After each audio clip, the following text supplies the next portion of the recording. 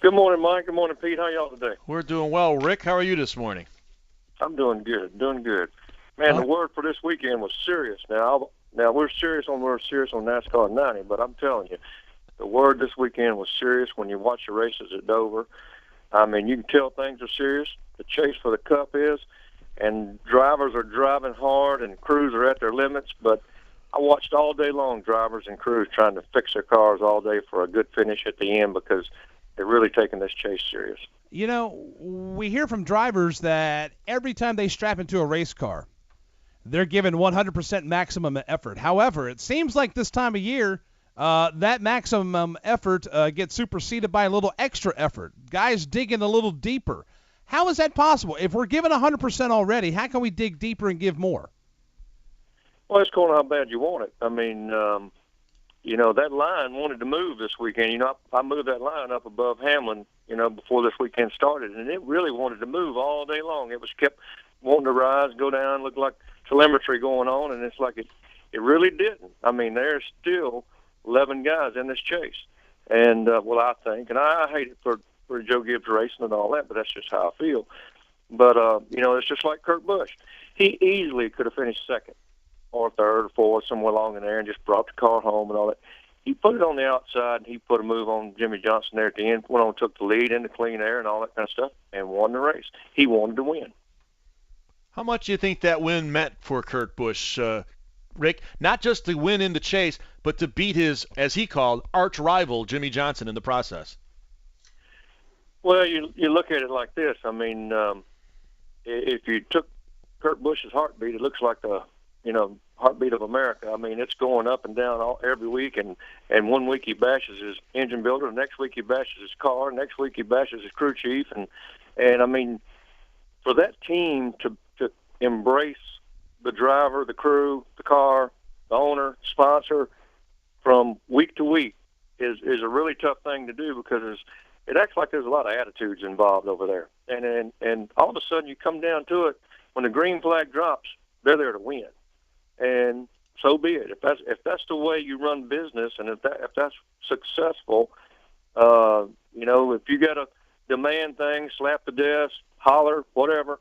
If that's the way you got to run business, then that's if you end up in victory lane, I'm okay with it. If you're not in victory lane, I don't want to hear it no more, and we're going to have to change it. But right now, when you go from one week to the next week, and you win the next week, and you're back in the chase, and you move up to top 5 in the points and all that kind of stuff, I'm okay. Well, let's do business that way. Get serious, boys. We all know Kurt Busch is a talented driver. I mean, he's a former champion. We know Roger Penske is a very successful team owner. But are you surprised at all, Rick, at the success we've seen this year out of that race team to have 5 wins right now, tied with Richard Childress Racing for the most wins in the Sprint Cup Series by Penske Racing? Well, it started off pretty slow, Pete, and they were complaining. Both drivers were complaining a little bit, not as much Brad because he was just happy to be there and man up. But it's like, and that was a pun for Miller Lite. But anyway, it started off sort of slow. But when they started complaining, things got taken a little serious. And all of a sudden, we started seeing some horsepower. We started seeing handling. We started seeing, engineers going to work and so forth. And all of a sudden, this stuff come together. And they are hard to beat right now. A lot of us thought it would be a detriment for that team to only be the 2 Dodges on the racetrack, but they told us from day one they saw it as a benefit, Rick, and based on the success we're seeing out of that team, I guess we should have believed them. Well, a lot of times, Pete and Mike, you can win by numbers, and there's sometimes when you numbers you get spread out too thin, and it doesn't make you as strong as you should be, and then all of a sudden you take a small group that puts a fence around their shop and don't let everybody in. Well, they're working smart, they're working hard, and that can always come back and beat you too. Let's talk a little bit about Jimmy Johnson this past weekend. After New Hampshire, a lot of folks were starting to write off the 5-time and current NASCAR Sprint Cup Series champion. After some terse comments on the radio with Chad Canals and such, we've done some talking this morning. It's almost like he takes that and uses that as fuel. Basically, Jimmy Johnson is a greased pig right now. Once you have a hold of him, he slips right through your fingers, and then the pursuit continues all over again. Well, that just says the experience, and he's been been there 5 times, and they've done this work before. You don't write Jimmy Johnson off till you get to after Texas probably, and then you go to Phoenix and Homestead. So, even though that line might have slipped up there behind him, I'm not writing him off to the end, and I'm sure that Hendrick Motorsports team over there is not writing him off at all. And so, but I hated to hear, the little fuel to the fire, if you call it, last week, and have him get off to a slow start. But there was a bunch of teams out there with the foot on the throat type deal, and then it's like, watch this, we broke the hole, we're coming back. So anyway, it's they got to quit worrying about that. I think all the rest of them got to quit worrying about the 48 team, and let's get on to racing, and let's get on to racing how they wherever he finishes, whether it be first, whether it be 10th, 11th, 12th, that's just the way it's going to be. But they got to quit worrying about how many times he's won the championship and how many races he's going to win and where he's running at all day and all this kind of stuff. They got to run their own race. Before I ask my next question, I'm just making a note not to be around Mike when Jimmy Johnson finds out he called him a greased pig this weekend in Kansas. But what about the other end of the spectrum, Rick? Kurt Busch had a good day. Jimmy Johnson had a good day. But a couple of guys, some high-profile guys, did not have very good days. And the first guy, Tony Stewart, came in winning the first 2 races of the Chase, comes out of Dover with a pretty bad day. What does that do to that race team in your mind? Well, I just feel like the race team in general with him and Ryan Newman, I mean, they just didn't have a very good day. You take Dover as a concrete racetrack. The first 2 races of the Chase were asphalt, and I just don't think that them 2 drivers enjoy driving those cars all day. And we both know that Ryan Newman can run good at Dover, and so can Tony Stewart. But I've been there before. I've been at Dover. I've taken trucks back there from the last year, the same truck, the same deal. NASCAR might change a tire or something like that a little bit better. You don't have a handle on it, and Dover's one of those places. If you don't have a handle on it, it can make a miserable day. And it wasn't like Tony Stewart could have got Ryan set up or Ryan could have got Tony Stewart set up. They both wasn't running very good. And so, but they'll turn things around. They'll get it back going this weekend at Kansas. You can believe that. Talking with Rick Crawford on the Rick Crawford Show. Rick, before you came onto the scene here, we were having a discussion about Ron Hornaday Jr. picking up his 50th win over the weekend. Before we explore that, yeah, I was going to mention that. On my show, and I didn't hear what you guys were saying, but it's like congratulations to Ron Hornaday's 50th career Camping World Series win. I think that was great. In this day and age of the seasoned veteran like Ron, who's 53 years old, and also in this day and age of these young and up-and-coming drivers like the Austin Dillons and the Ty Dillons of the world, James Busher, Cole Witt, and such, I know that you're biased in this, but if you were going to establish a team, and if you were going to start a brand new Truck Series team, Nationwide or Cup, which would you go with? Would you go with the experienced veteran, or would you go with the up-and-coming race car driver with a lot of talent? I'd have to look at some of that talent that we're talking about on the young and up-and-coming first, but I'd also like to set the foundation of my team with a Ron Hornaday. I think what Kevin's done up there with his Truck Series team, and he's always established Ron, but let's go back a little ways. Where was Kevin at when he came to North Carolina?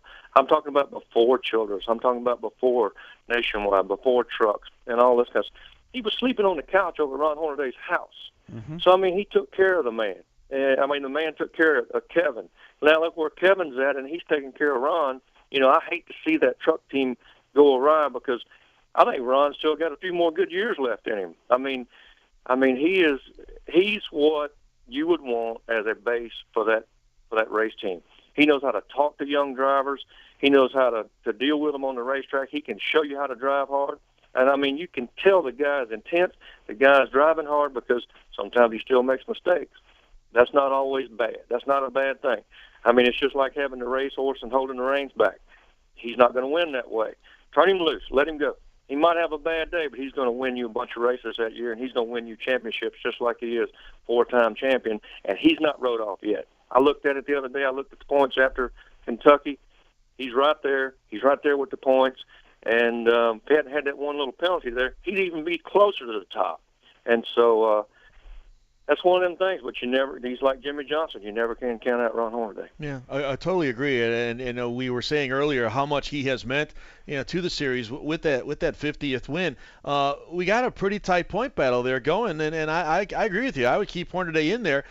You couldn't have scripted it any better right now with what's going on in the Truck Series. Rick coming onto the wire without a chase and having a very tight point championship.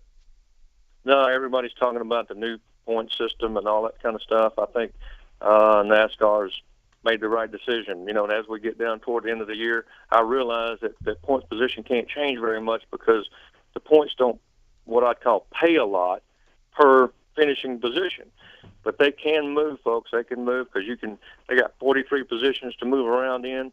The truck's got 36 positions they can move around in, and anything can happen. This points battle's getting pretty good. It's getting interesting to watch, and I hope the fans look at it that way. And the young guys are laying it to him right now in the Truck Series. Austin Dillon, James Busher, and such.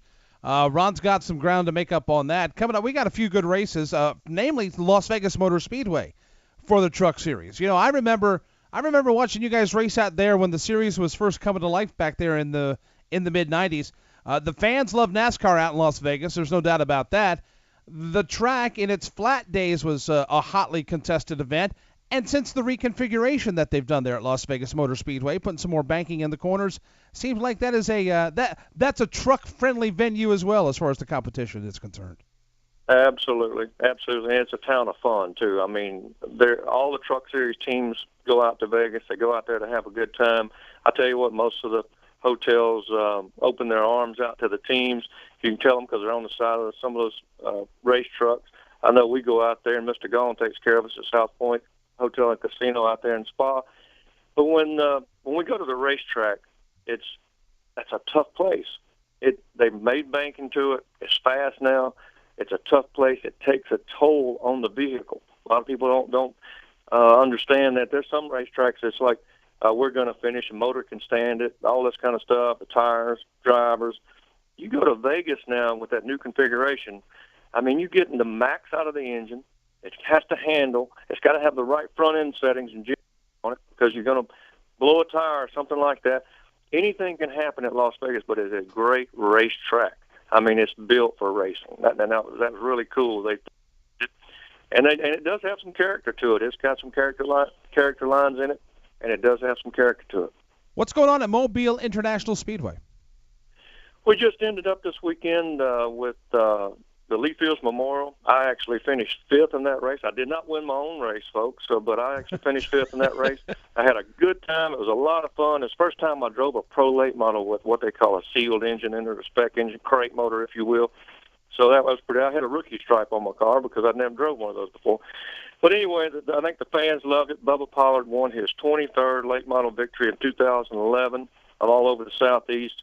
And here he's looking for an ARCA ride for our March 10th race at Mobile National Speedway. So I think that's great, and I congratulate Ronnie Sanders' team and Bubba Pollard for just dominating the Southeast this year in late model racing.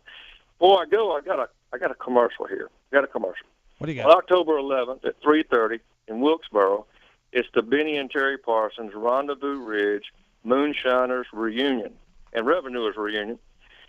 With special guests. I'm not going to tell you who the special guests are, but we have some special guests coming up there, and it's to learn how racing really got started, and it's to raise money for Speedway Children's Charities. I wish some of the younger racers and crew members could go and visit and listen to this because it really tells the history of how racing got started. And it got started with a guy like Junior Johnson running up and down the dirt roads with a fast car and the cops chasing him. So, I mean, it's pretty cool, and you'll see some of these cars in person, and you'll hear some of these guests talk about that, and that's really how racing got started, and you need to learn the history of the sport. How can folks get some info on that again? I would go to Rendezvous Ridge, the winery at Benny Parsons Rendezvous Ridge, and it's in Wilkesboro, North Wilkesboro, and it's on October 11th. It starts at 3:30 with some food and entertainment, and then the festivities start, I think, around 5 o'clock. Beautiful. Wow, that's fantastic. Rick, thank you so much. much. It's a lot of fun. I've been there before. It's a lot of fun. I'm not going to miss it. All right. And, folks, you don't want to miss that either. Appreciate the time as always, my friend. Always look forward to the Rick Crawford Show, and we'll look forward to the next one next Tuesday. Mike, Pete, enjoyed it. Look forward to next week, guys. Thanks. See you, Rick.